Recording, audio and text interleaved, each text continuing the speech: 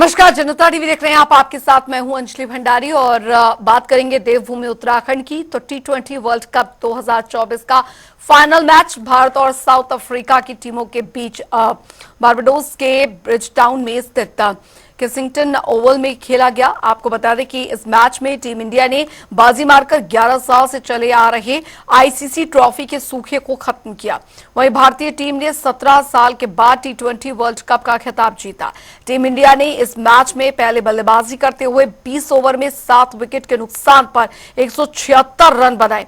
बता दें कि सूखी और धीमी पिच पर पावर प्ले में 34-3 पर सिमटने के बाद भारतीय बल्लेबाजों ने जोरदार वापसी की और T20 वर्ल्ड कप के फाइनल का सबसे बड़ा स्कोर बना दिया। इस पारी में टीम इंडिया की ओर से सबसे ज्यादा रन विराट कोहली ने बनाए। विराट कोहली ने 59 गेंदों पर 76 रन बनाए।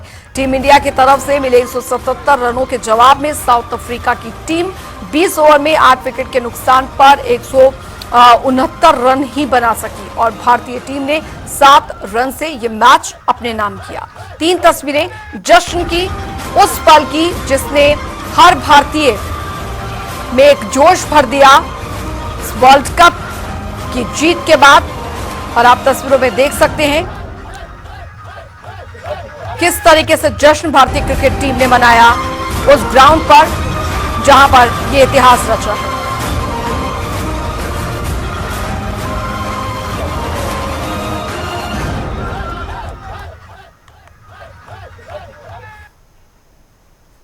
तो ब्रिज टाउन में टीम इंडिया ने वो कर दिखाया जिसका इंतजार 17 सालों से हर भारतीय को था। टीम इंडिया एक बार फिर से T20 विश्व कप विजेता बन गई और ब्रिज टाउन में टीम इंडिया की जीत तय होते ही अचानक भारत के सभी शहरों और कस्बों में पटाखे फूटने लगे और शोरगुल होने लगा। युवा जोर जोर से इंडिया इंडिया चीखने लगे और ये सब रात के करीब 11:30 बजे हो रहा था।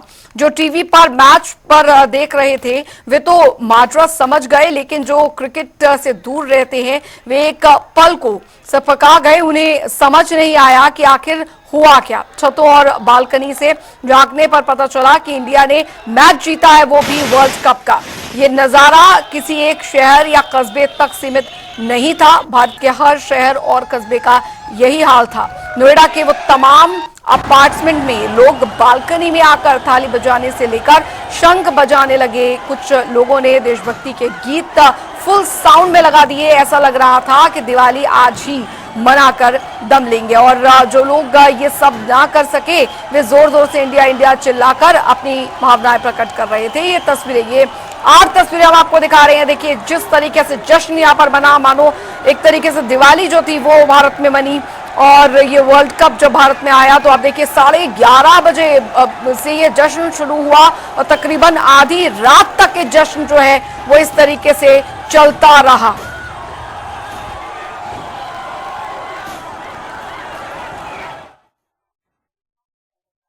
काफी स्कोर तो अच्छे खासे बन गए थे 276, लेकिन बाद में जो अंतिम क्षण में अक्षर पटेल जी की जो धुलाई हुई तो काफी हम लोगों का रन उलट पलट हो गई। अब तो साउथ अफ्रीका के पक्ष में गई, लेकिन बुमराह और जसप्रीत की वजह से जो बॉलिंग कसी हुई, गेंदबाजी की और उन्होंने विकेट भी निकाले, बस मैच पलट गई। ये मैं कभी सोच भी नहीं सकते जिस प्रकार साउथ अफ्रीका के पक्ष में गई। लेकिन मैंने पहले ही जानकारी दी थी 2007 की जीत टीम इंडिया करेगी रिपीट, आज हमें हो गई। मुझे बहुत दुख है कि उन्होंने रिटर्न में आज अच्छी पारी खेली। इतने दिनों के बाद भी उन्होंने 76 रन की एक शानदार पारी खेलकर टीम इंडिया को T20 वर्ल्ड कप जीत में आगाज किए।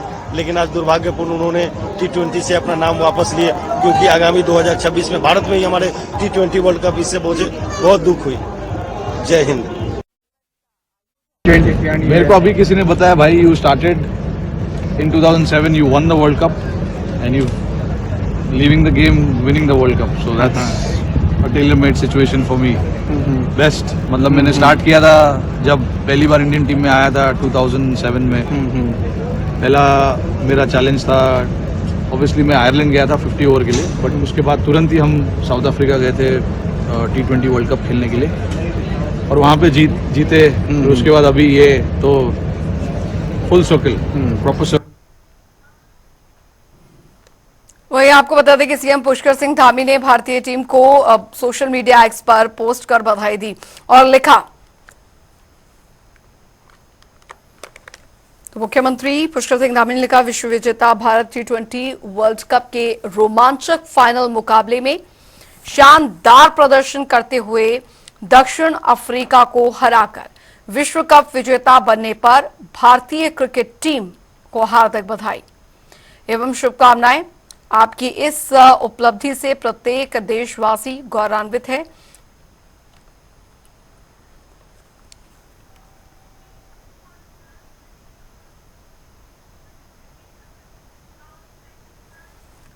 रुक करेंगे, इस बीच आ रही है एक बड़ी खबर की और बड़ी जानकारी आ रही है, वो आपको बता दें।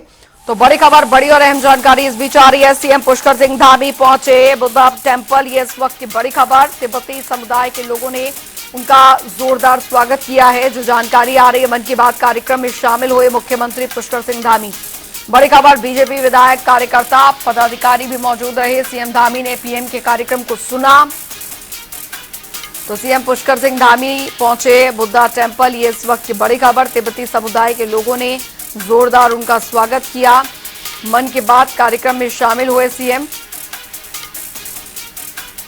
बीजेपी विधायक, कार्यकर्ता, पदाधिकारी भी मौजूद रहे इस मौके पर। इस वक्त की बड़ी खबर आपको बता रहे हैं, बड़ी जानकारी आपको दे रहे हैं।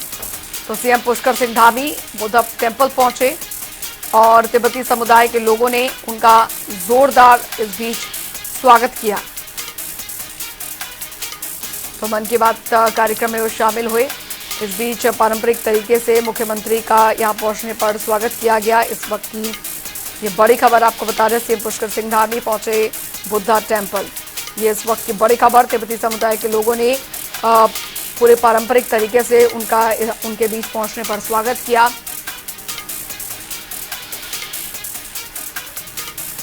तो मुख्यमंत्री पुष्कर सिंह धामी बुद्धा टेम्पल पहुंचे। मन के बाद प्रधानमंत्री नरेंद्र मोदी के मन के बाद कार्यक्रम को उन्होंने यहां पर सुना।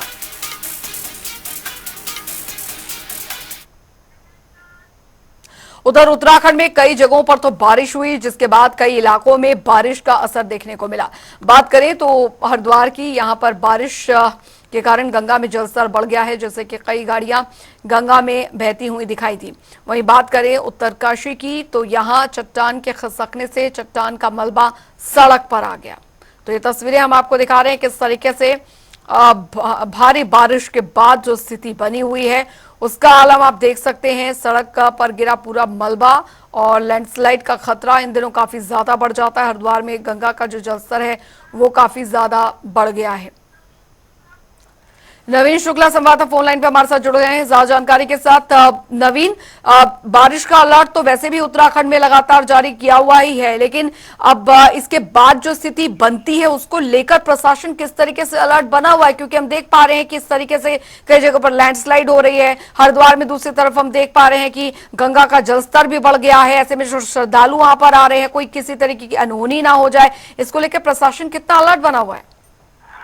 जी अंजलि, अगर देखा जाए तो उत्तराखंड में जो मानसून की दस्तक है वो शुरू हो गई है और कहीं ना कहीं अगर हालात देखा जाए तो हरिद्वार की बात की जाए, कल जो बारिश हुई है उसमें कई गाड़ियां जो है वो पानी में बह गई हैं। इसके साथ ही अगर उत्तरकाशी जिले की बात की जाए तो वहां पर सड़कों पे मलबा आने का भी जो वो है क्रम है वो लगातार जारी है।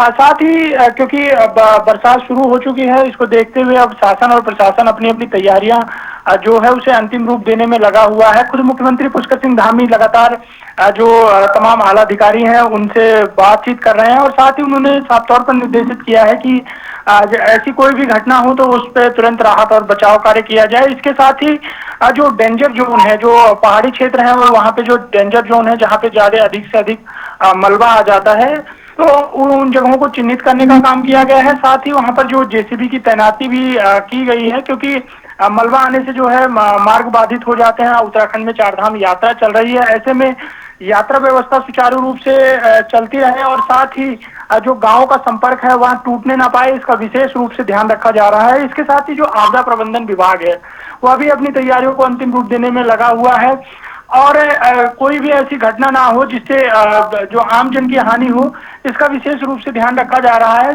जो डेंजर जोन है उन्हें चिन्हित करने का काम किया गया है। साथ ही क्योंकि उत्तराखंड में 4 धाम यात्रा चल रही है, अगर यात्रा मार्ग बाधित हो रहे हैं तो वैकल्पिक मार्ग जो है उसकी व्यवस्थाओं को भी दुरुस्त करने का काम किया जा रहा है, क्योंकि कई बार ऐसी स्थितियां आती हैं कि चारधाम यात्रा के दौरान सड़कों पे मलबा आ जाता है, जिसकी वजह से जो रास्ते हैं वो बंद हो जाते हैं। इसको देखते हुए जो वैकल्पिक मार्ग हैं उसे भी दुरुस्त करने का काम किया जा रहा है। कहीं ना कहीं अगर सरकार की बात की जाए तो सरकार लगातार इन चीजों पे नजर जमाए हुए है, क्योंकि उत्तराखंड एक ऐसा क्षेत्र है, पहाड़ी क्षेत्र है, जहां पर बारिश होने से कई जगहों पर मलबा आने का जो क्रम है वह जारी हो जाता है। इसके साथ ही जो जल स्तर है वो भी बढ़ता रहता है। इन सब चीजों को देखते हुए तमाम व्यवस्थाओं को दुरुस्त करने का काम किया जा रहा है, और साथ ही अगर नदियों के किनारे जो लोग रह रहे हैं उन्हें भी अब सूचित करने का काम किया जा रहा है। साथ ही मौसम विभाग अपनी समय समय पर एडवाइजरी जारी करता रहता है, क्योंकि उत्तराखंड में चारधाम यात्रा चल रही है, और जो तमाम पर्यटक हैं, जो श्रद्धालु हैं, उत्तराखंड की तरफ रुख करते हैं। ऐसे में मौसम विभाग एक अहम जिम्मेदारी निभाते हुए जो अपनी एडवाइजरी लगातार जारी करता रह रहा है। चलिए, शुक्रिया नवीन शुक्ला इस तमाम जानकारी के लिए। और इसी से जुड़ी एक बड़ी खबर आ रही है, वो भी हम आपको बता दें। तो बड़ी खबर, बड़ी जानकारी आपको बताने जा रहे हैं। मॉनसून की चुनौतियों से निपटने की तैयारी। जी हां, मॉनसून से निपटने के लिए अब क्योंकि चुनौतियां काफी बढ़ जाती हैं और एसडीआरएफ अब पूरी तरीके से तैयार है। प्रदेश भर में एसडीआरएफ ने 15 टीमें तैनात की हैं। प्रशासन ने आदेश जारी कर दिए इसको लेकर। भूस्खलन, अतिवृष्टि जैसी जो भी घटनाएं हैं उसको लेकर अलर्ट है। मॉनसून की चुनौतियों से निपटने की तैयारी यहां पर की जा रही। चुनौतियों से निपटने के लिए एसडीआरएफ तैयार है। बड़ी खबर आपको बता रहे हैं, क्योंकि लगातार बारिश हो रही है, उसके बाद की स्थिति से निपटने के लिए अब शासन प्रशासन भी पूरी तरीके से तैनात है। हल्द्वानी से संवाददाता संजय प्रसाद हमारे साथ जुड़ गए हैं ज्यादा जानकारी के साथ। संजय, क्योंकि मॉनसून को लेकर लगातार अलर्ट जो है राज्य मौसम विभाग की तरफ से दिया जा रहा है, लेकिन शासन प्रशासन कितनी तैयारी है इस बार मॉनसून को लेकर? हर बार हम देखते हैं उत्तराखंड में अलग जो तस्वीरें हैं वो सामने आती हैं, लेकिन इस बार पहले ही मॉनसून के दस्तक ने अपना जो विकराल रूप है वो दिखाना शुरू कर दिया है। जी अंजलि, अगर मौसम की बात करें तो मौसम ने, बारिश ने अपना विकराल रूप दिखाना शुरू में ही शुरू कर दिया। प्री मानसून में ही आपने देखा तमाम जगहें जो हैं वो या तो पेड़ गिर गए हैं या फिर अन्य पत्थर गिरने से बाधित हुई हैं। तो इसके चलते जो शासन प्रशासन की तैयारी है वो कहीं ना कहीं नाकाफी नजर आ रही है। हालांकि प्रशासन की तरफ से अलर्ट जारी जरूर कर दिया गया है। तमाम जो एजेंसीज हैं, चाहे वो एसडीआरएफ हो या फिर लोकल पुलिसिंग हो, उसको अलर्ट पर रहने के निर्देश जरूर दिए गए हैं। लेकिन फिर भी तमाम प्राकृतिक जो ये आपदाएं हैं इनसे निपटने के लिए इंतजाम फिलहाल अभी नाकाफी नजर आ रहे हैं। और साथ ही साथ अगर बात करें मौसम की, तो हल्द्वानी और उसके आसपास के जो क्षेत्र हैं वहां रह रह के मौसम खराब हो रहा है। अभी बहरहाल धूप निकली हुई है, थोड़ी धूप छाव का खेल सूरज यहाँ जरूर खेल रहा है, लेकिन मौसम जो है वो पश्चिम की तरफ से बनता हुआ नजर आ रहा है। और पश्चिम से बना हुआ मौसम अपने साथ भारी बारिश लेके आता है, ये पुरानी मान्यताओं के अनुसार है। और अगर ऐसे में भारी बारिश अगर यहाँ होती है तो फिर हल्द्वानी शहर और आसपास के जो पर्वतीय क्षेत्र हैं उनमें कहीं ना कहीं खतरा पैदा जरूर हो सकता है। जी बिल्कुल संजय, हालांकि स्थानीय लोगों के लिए किस तरीके से अलर्ट यहाँ पर जारी किया गया है खासकर, और अभी अब कई धार्मिक यात्राएं भी चल रही हैं, सावन भी शुरू होने जा रहा है, उस दौरान भी काफी जो समस्या है वो यहाँ पर रहती है, उसको लेकर प्रशासन की क्या तैयारी है? जी बिल्कुल, अगर जो तैयारियों की बात अगर की जाए तो आदि कैलाश की यात्रा यहाँ से संचालित की जा रही है। आदि कैलाश में लगातार, हालांकि प्रशासन की तरफ से जो ऑफिशियल टूर जाने होते हैं उनको तो रोक दिया गया है, लेकिन जो व्यक्तिगत तौर पर आदि कैलाश की यात्रा कर रहे हैं उन पर अभी कोई पाबंदी नहीं लगाई गई है। तो उनकी सुरक्षा के मद्देनजर एसडीआरएफ तैनात जरूर कर दी गई है और अलर्ट पे रहने के निर्देश दिए हैं। और साथ ही साथ जो अन्य लोग हैं, जो स्थानीय लोग हैं, जो नदी किनारे निवास करते हैं या फिर पहाड़ी में ऐसी जगह रहते हैं जहां लैंडस्लाइड का खतरा बना हुआ है, तो उनको अलर्ट पर रहने के निर्देश जारी किए हैं। लोगों से कहा गया है कि नदियों के किनारों पर ना जाएं, अचानक से नदी का जलस्तर बढ़ सकता है, कोई भी दुर्घटना हो सकती है। तो खासकर इस तरीके के अलर्ट जो पुलिस की तरफ से भी लगातार निगरानी की जा रही है और प्रशासन की तरफ से भी लगातार अलर्ट जारी किया जा रहा है। जी चलिए, बहुत बहुत शुक्रिया संजय इस तमाम जानकारी के लिए। तो हल्द्वानी में भी आपको बता दें, स्थिति जस की तस यहाँ पर बनी हुई है। लैंडस्लाइड का खतरा लगातार बना हुआ है। एसडीआरएफ की टीमों की तैनाती जो है वो यहाँ लगातार जो है वो की जा रही है, लेकिन बावजूद इसके अभी मानसून जो है वो शुरू ही हुआ है। और आप देख सकते हैं तस्वीरें जिस तरीके से सामने आ रही हैं, कुल मिलाकर समझा जाए तो यहाँ पर बहुत ज्यादा जरूरी है कि पूरी तरीके से अलर्ट जो है वो यहाँ पर रहे। और किसी तरीके की धार्मिक यात्रा कर रहे हैं तो शासन प्रशासन द्वारा जो एडवाइजरी जारी की गई है उसका आपको ध्यान रखना है। वहीं इससे पहले आपको बता दें कि कल काठगोदाम में बारिश के दौरान पेड़ गिरने की घटना भी सामने आई, जिसको लेकर अब हल्द्वानी में सियासत भी तेज हो गई है। दरअसल कांग्रेस के प्रदेश प्रवक्ता दीपक बलूटिया ने इस घटना को लेकर जिम्मेदार अधिकारियों के खिलाफ कार्रवाई की मांग करते हुए काठगोदाम थाना प्राथमिकी दर्ज कराई है। उन्होंने कहा कि पेड़ की जड़ों को सड़क चौड़ीकरण के नाम पर खोदा जा रहा है, जिसकी सालों पुराने पेड़ एक हल्की सी बरसात में ही गिर रहे हैं। जैसे घोर लापरवाही बरती जा रही है प्रशासन द्वारा रोड चौड़ीकरण के नाम पर। आपने देखा कि जो पेड़ बहुत सालों पुराने जो वृक्ष थे उनके चारों की जो जड़ है वो खोद दी गई जेसीबी द्वारा, और जो आज वर्षा के चलते वो पेड़ गिर गया क्योंकि उसकी जड़ें कमजोर हो चुकी थी। जान माल का खतरा हो सकता था। एक गाड़ी भी चपेट में आई जो पर्यटक की थी दिल्ली, और जिसमें बच्चा भी बैठा हुआ था।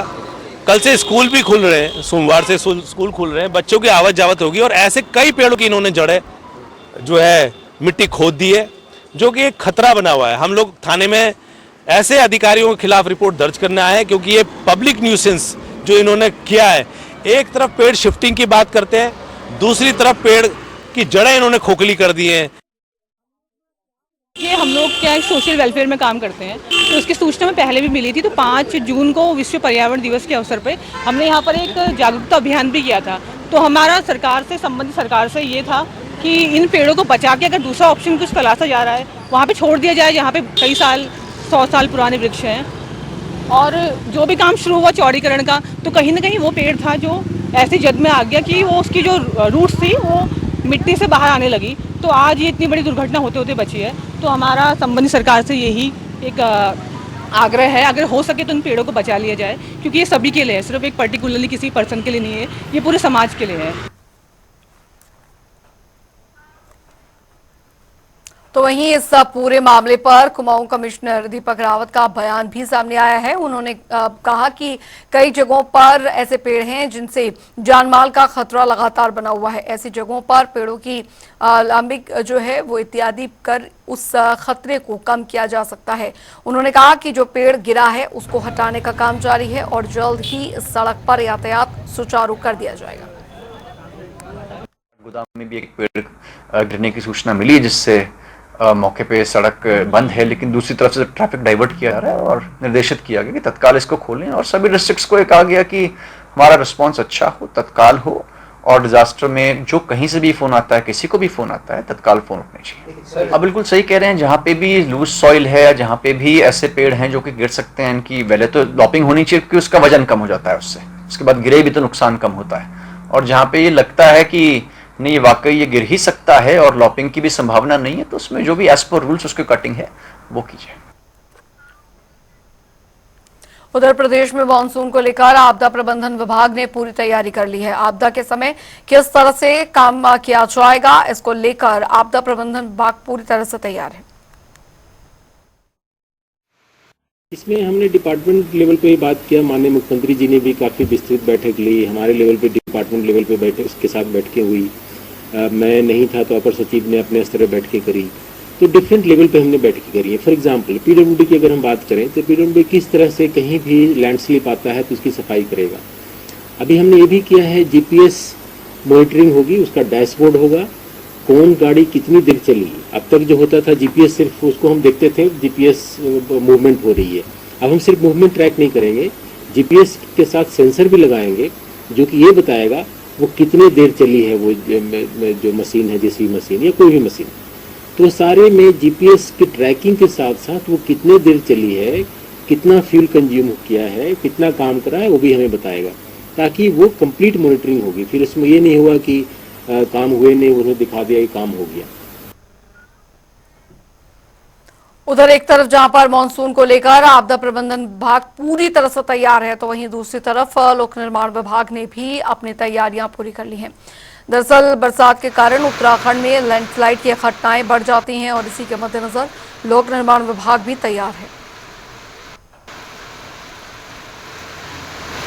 पहाड़ में देखिए कुछ क्रॉनिक लैंडस्लाइड एरियाज हैं जहां पे हम लोग हमेशा मशीनें अपनी प्लेस करते हैं, जिससे कि या जो आवागमन है ज़्यादा टाइम तक के लिए बाधित नहीं हो बारिश की वजह से। कुछ नए एरियाज डेवलप होते हैं जिनके लिए हमको फिर आसपास से मशीन मोबिलाइज करनी होती हैं। हमारा एक मैकेनिज्म है, एक सिस्टम बनाए हुए हैं, तकरीबन पूरे प्रदेश में 400 के आसपास मशीन हम लोग डिप्लॉय करते हैं। कुछ विभागीय मशीन होती हैं, कुछ हम लोग जिले लेवल पे प्रोक्योर करते हैं, हायर करते हैं। कुछ हमारे कॉन्ट्रैक्ट सड़कें जो हैं जो कॉन्ट्रैक्टर के रख रखाव में हैं, डीएलपी में हैं, तो उसमें उन कॉन्ट्रैक्टर्स को हम लोग डायरेक्शन देते हैं कि वो लोग अपनी मशीनें लगाएं। और जहाँ पे भी इस तरह की स्थिति आती है, कहीं पे अगर रुकावट आती है, कहीं पे मशीन कहीं पे रोड बंद होती है, तो उसके हिसाब से इमीडिएटली उस पर हम लोग खोलने की कार्रवाई करते हैं। उधर राहुल गांधी के लोकसभा में नेता प्रतिपक्ष बनने के बाद कांग्रेस पार्टी में खुशी का माहौल है और वहीं इस बात को लेकर कांग्रेस के प्रदेश अध्यक्ष किरण मारा ने कहा कि हमारे लिए गौरव की बात है।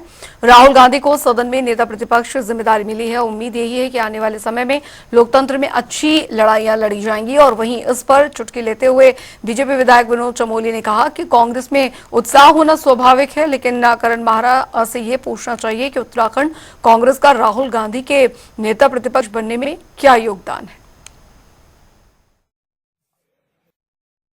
मेरे लिए बड़ी गौरव की बात है। राहुल गांधी जी की जो शख्सियत है, जिनको बदनाम करने के लिए भारतीय जनता पार्टी और आरएसएस ने हजारों करोड़ रुपया खर्च किया, उनकी इमेज खराब की ना, उस आदमी ने कन्याकुमारी से कश्मीर तक जो वो पहली उनकी भारत जोड़ो यात्रा थी, उसमें जो उनका कलेवर था, जो उनका एक रंग निखर के बाहर आया और वो जो जनता के बीच में पैदल चले जान को खतरे में डालकर।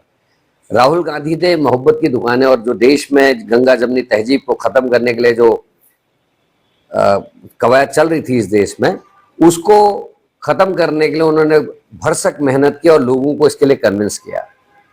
और आज वो नेता जिससे घबराकर भारतीय जनता पार्टी की सरकार ने उनको निष्कासित ही नहीं किया, उनके बयानों को, उनको बोलने से मना करने के साथ साथ उनके मकान को भी आनन फानन में खाली कराने के निर्देश दे दिए, जो एक मिसाल है इस देश में। तो जिस आदमी से भारतीय जनता पार्टी और आरएसएस इतना घबराती है, वो आदमी आज नेता प्रतिपक्ष की कुर्सी पर बैठा है। तो इसके नितांत संदेश हैं कि आने वाले समय में लोकतंत्र में अच्छी लड़ाइयां होंगी और लोकतंत्र जीवित रहेगा। लोकतंत्र को जो खतरा है और संविधान को जो खतरा है, उससे लड़ने वाला एक वीर अब वहां नेता प्रतिपक्ष के रूप में है। देखिए, कांग्रेस में उत्साह होना स्वाभाविक है कि 10 साल बाद वो इस स्थिति में आ पाए हैं कि वह नेता प्रतिपक्ष अपना खड़ा कर पाए, 54 की संख्या से ऊपर वो जा पाए। लेकिन किरण मेहरा से ये पूछिए आप लोग कि उनका उसमें योगदान क्या है। अगर आज कांग्रेस वहां पर अपना नेता प्रतिपक्ष बना पाई है, ये उनके लिए उत्साह का विषय हो सकता है, लेकिन इसमें उत्तराखंड ने की कांग्रेस ने क्या योगदान किया, वो पहले अपने गिरेबान में जाके अपनी स्थिति को स्पष्ट करें और तब आगे बात करें। जिन लोगों के कारण वो नेता प्रतिपक्ष बन पाए, वो तो एक बार उनको ठीक है, वो उत्साह में रहेंगे, स्वाभाविक बात है।